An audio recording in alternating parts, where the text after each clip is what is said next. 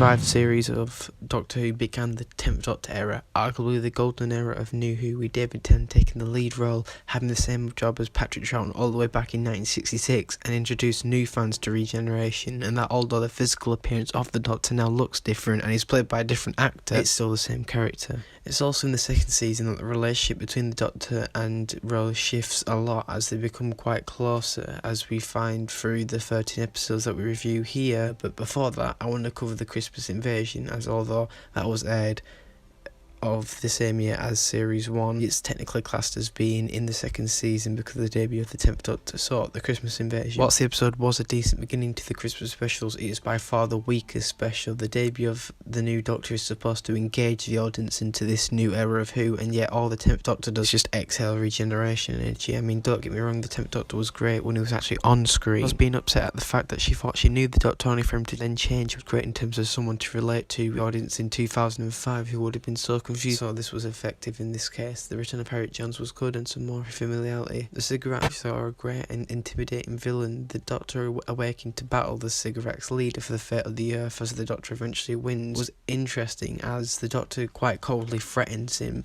and tells him and his species to leave the Earth. The leader obviously not wanting to take up on his one warning, he then kills him, setting the 10th Doctor's boundaries quite strongly. Him also getting angry at Harry, actually disowning her and getting her out of office by bringing her down with 6 words also sets up that manipulative side of him that we don't actually see more of until the end of his era. Rose warming up to 10 at the end was nice, and the actual Christmas scenes were sweet and festive. Overall, I don't think that this should have been a Doctor-like story because it's the reintroduction to Regeneration, but what we see of David as the new Doctor, it was very good and quite mysterious. Again, not the best start to begin a new Doctor's era, as they bring back a very weak villain from last season, Cassandra, who is quite annoying throughout the entirety of the story. Going back to what I said about it being a weak start to the new Doctor's era, it is because David and Billy spend half the episode as a different character than the actual characters that they're supposed to be playing and proving their bond with each other. It's just not good. Like, David couldn't exactly prove himself as the Doctor in his first proper story, and now that he's venturing out and having to play CGI trampoline, it's really not good.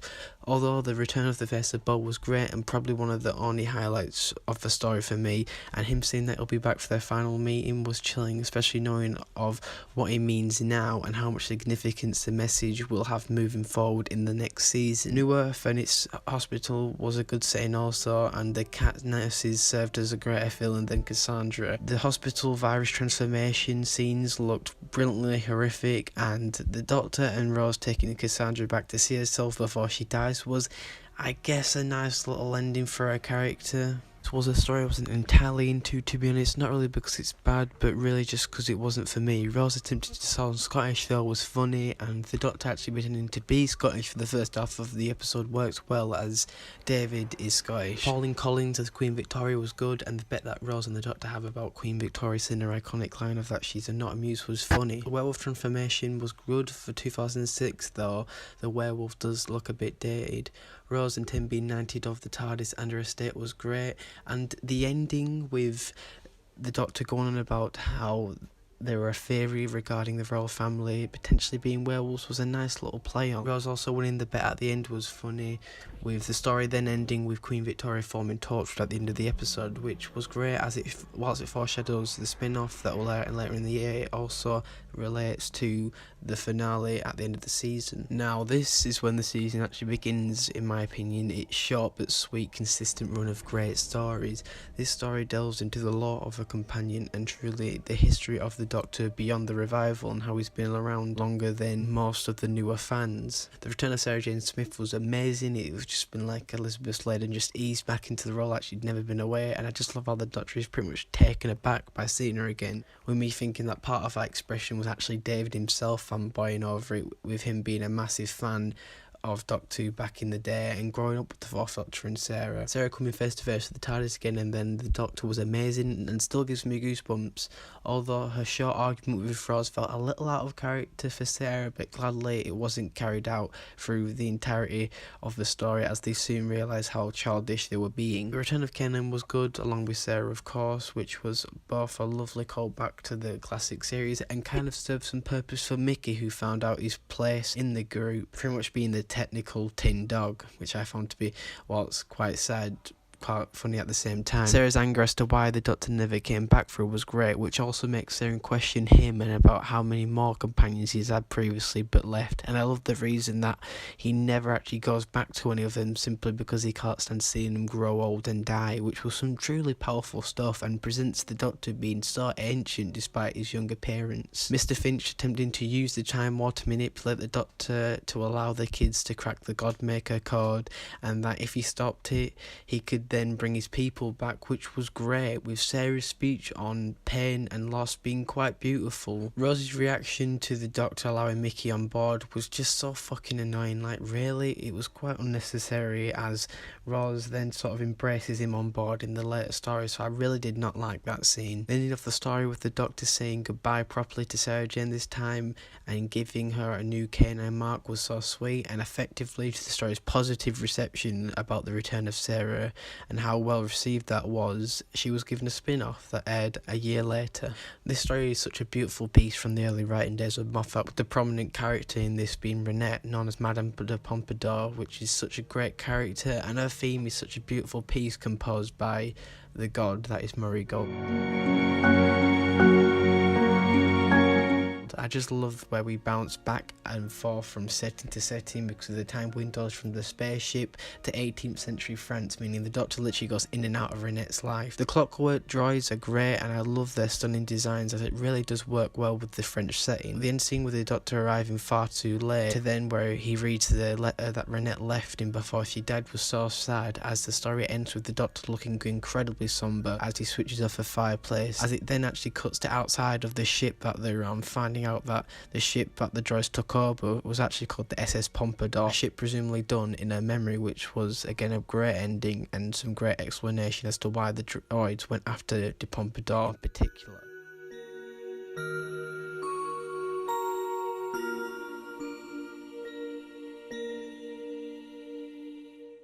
Episode like the 1982 story Earthshock and also the Big Finish spare parts that they actually credited Mark Platt for, it brilliantly reintroduces the Cybermen to the 21st century, but these Cybermen in this story aren't the same as the ones seen in the classic series, rather than new creations created by John Lumick set in a parallel universe, which was great. Though take it or leave it, it does remove the factor that may take up the story's runtime if the Cybermen knew of the Doctor. The TARDIS falling out of the time vortex and into a parallel universe was very unique for a story to go, as it truly presents the boundaries of where the TARDIS can go, and also presents how easy it used to be to travel to different multiverses and how then it became impossible after the Time War, truly presenting how catastrophic the war would have been. John Lumick, played by Roger Lloyd Pack, plays for a pretty good villain, although he does bring some very strong similarities to Davros regarding the original disapproval from the higher ups to go through with his creation to make the Daleks/Cybermen. I love that Mick has essentially accepted the fact that he's a tag-along of the team, which he's proven when the Doctor chooses Rose over him, as they both begin to wonder,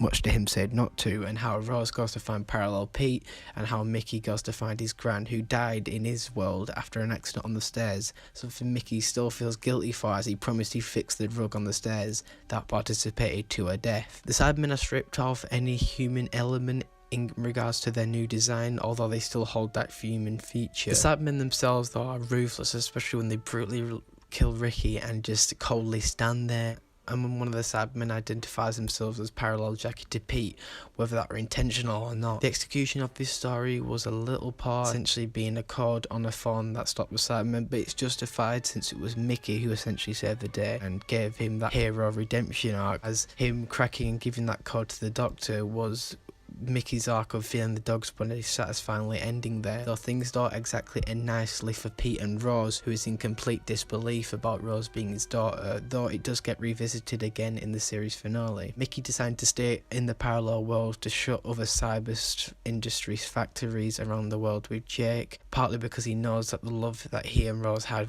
were no more, but instead of actually glooming on that, he sweetly says to Rose of the things that wouldn't dream of doing when they were younger, living on their estate. A story that very much felt Rose Light in the second half, just like how Fear Her later would be Dr. Light in the second half. The story opens up with the 10th Doctor and Rose going on his motorcycle, which was sweet, especially since it shows how well the two have bonded in David's first season. The episode setting being of the day of the coronation was good, as everyone together in their homes watching the TV worked so well for for the story's antagonist being the Wire. Italy Connolly is a great and accurate representation of what some married men were like with their wives in the 1950s and served as a great and relatable villain. The Doctor coming across the cage of faceless people that the Wire has snatched were horrifying, with him also being angry at the fact that Rose, faceless, was left on the streets alone, which was great for his character and shows how much he cares for Rose. The Wire using the TV signals transmitted to take over everyone's TVs and snatch their faces were good, with the execution of the story being that the Doctor traps into it on a VHS tape. This was a decent story. I just wasn't fond of the setting nor antagonist. It also seemed a little odd for Rose to be that vulnerable and stupid to let herself be taken over by the Wire. Another story that I don't entirely get is total praises for, much like The Empty Child and the Doctor Dances last season. The Under Siege format, as the ship is above a black hole, gave some tense setting, especially because of the many implications that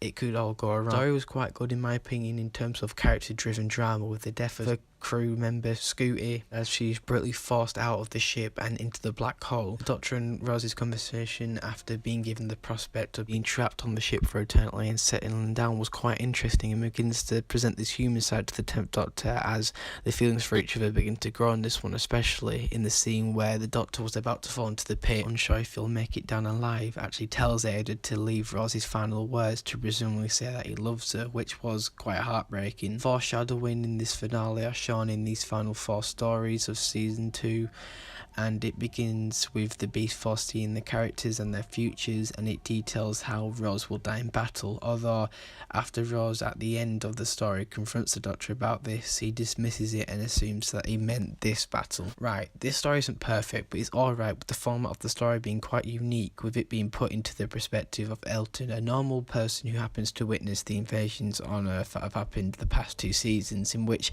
he is documented on a video blog, which I really like. He forms a group of people who know of the Doctor in hopes of meeting him again after Elton's encounter with him when he was younger. Elton as a character is alright, who I felt quite sympathetic for when he finally learned of the night of when his mum died and why the Doctor was there that night. He cares the absorber off, and the ending where Ursula were kept and saved on a concrete slab was hilariously bad, but the story would be more respectable in my eyes if it wasn't for the story's antagonist, the Absorbaloff, and the ending of the face of Ursula being kept on a concrete slab. I'm not even going to entertain this story as I found it very unenjoyable, with the character of Chloe Webber being an extremely annoying character. The plot I found was alright but could not enjoy, although the ending was great.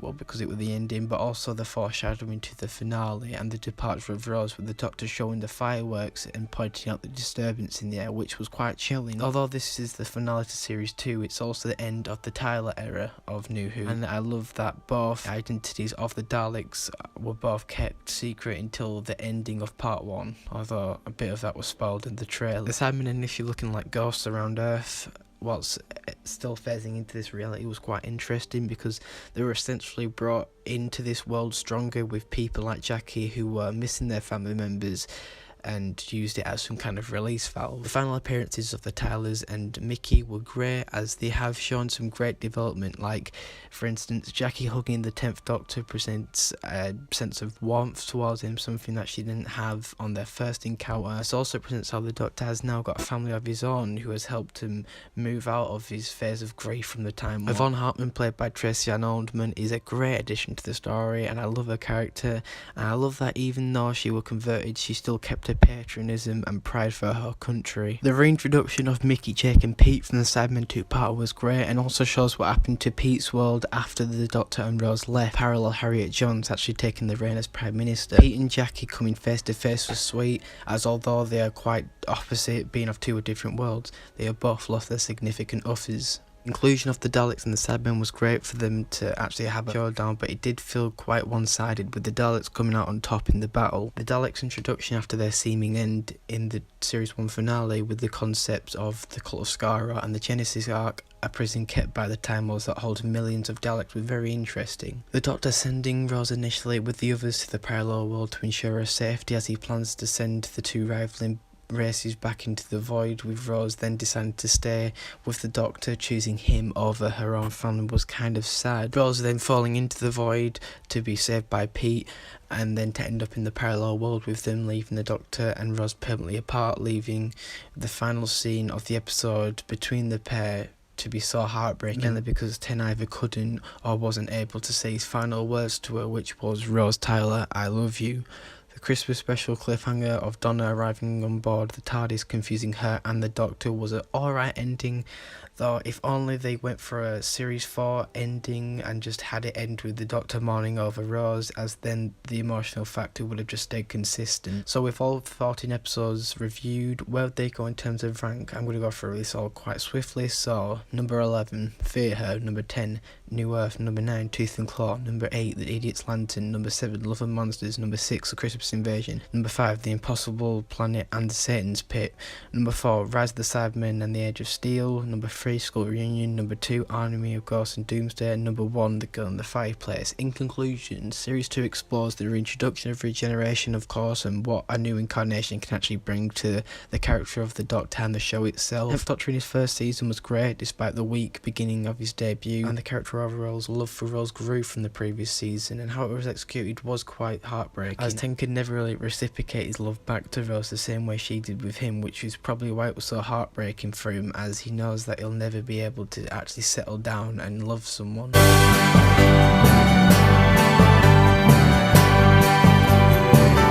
Well, I woke up today and the world seemed a restless place.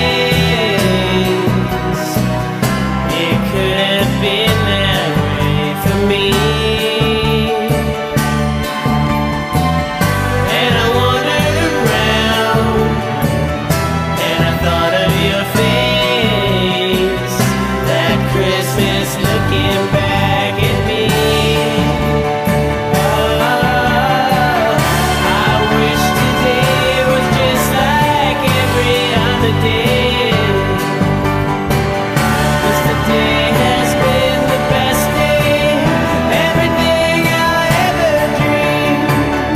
And I started to walk, pretty soon I will run, and I'll be running back to you, because I followed my star, and that's what you are. I've had a merry time with you.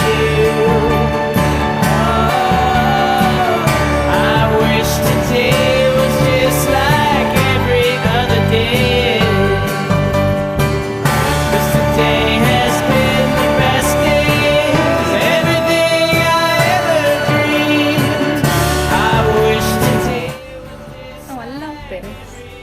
Can I just say, travelling with you, I love it. Me too. Come on,